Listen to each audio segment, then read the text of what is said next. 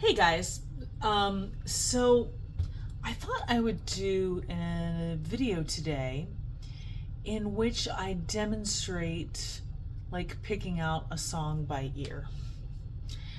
And just like being able to play basic chords with it and that kind of thing. Now, if you are looking to play piano creatively, it's probably easier at first in some ways to start with just looking up the chords, so you can definitely do that as an option. But like when you're doing creative piano playing, you're probably going to be largely using the chords, and you're going to need to know like what scales, what your different scales are, so that you can get a basis for what key you're playing in, basically. But I thought we'd give this a try, just playing by ear. So the song that is in my head today is Dua Lipa's Don't Start Now. So I'm going to ask Alexa to play it and then try to pick it out, and we'll see how it goes. Play Don't Start Now by Dua Lipa. Don't Start Now by Dua Lipa on Amazon Music. If you don't wanna see me,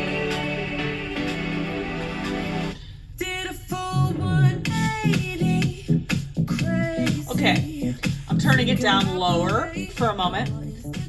So, even though I totally just want to jam to it, just to explain what I'm going to do. So I'm listening for the tonic is what I'm doing.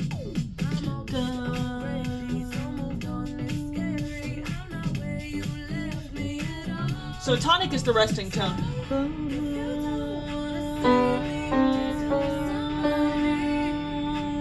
So I want to find that note. But it seems like the resting tone that everything is coming back to. And then I can check it by playing a little scale.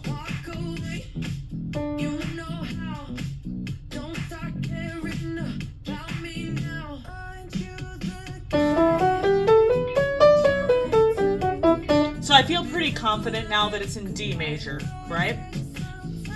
Now another thing I'm going to do is start listening to the bass. Like, what is the bass doing here?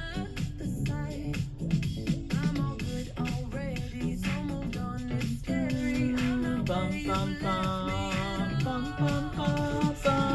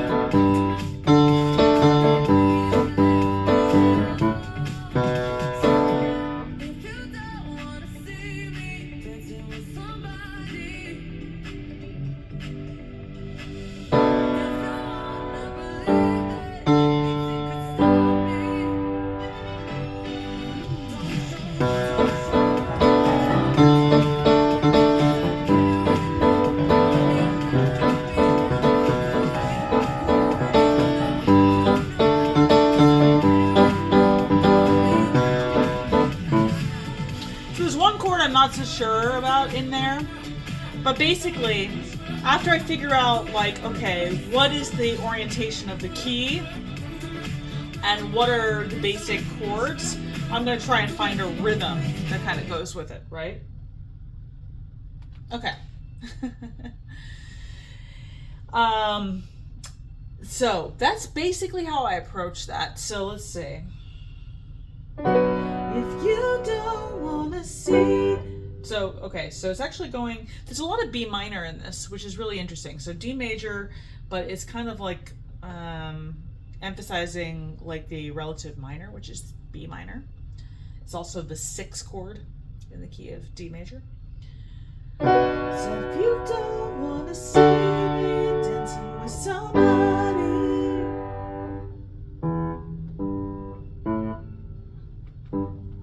so I'm definitely feeling pretty confident about that part.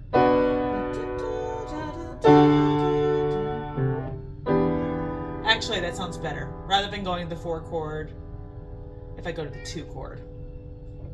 Oh, we've got a little cat conversation going on in the background here.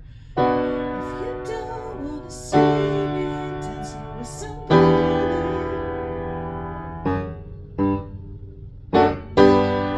I think that's kind of like, all right, now I think I'm getting somewhere with this.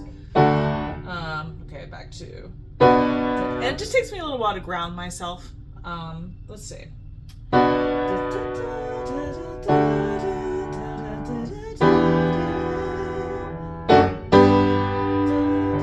Okay, so that seems to be what's going on in the first part there. Repeat the song. I'll repeat the song.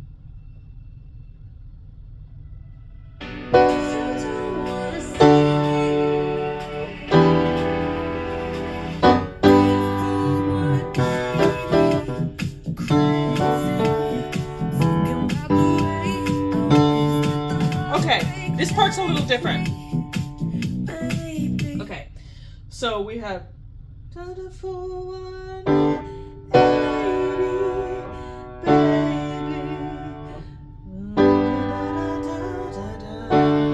So there I have.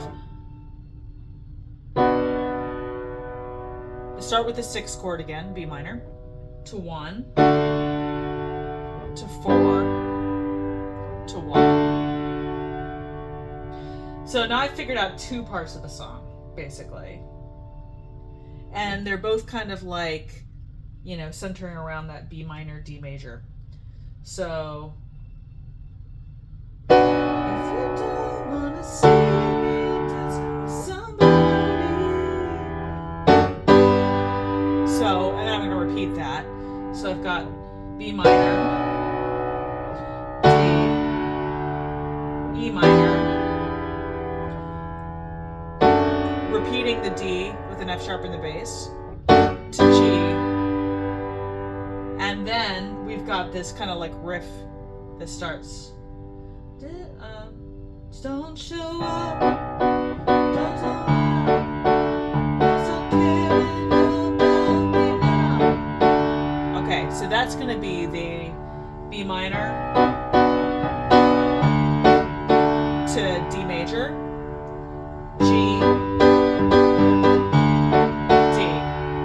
All right, so you know it takes a little time to figure things out by ear, and what you basically need to orient yourself is you need to know major scales and chords, and then you need to be able to pick out the tonic and then try out different chords within the key. Now all this stuff obviously takes a little while to learn how to do, and just like if I pulled up sheet music for it, you know, I might not get it instantly, right? Like you have to practice your sheet music, you also have to practice your skills by ear and try out the different chords and see what fits.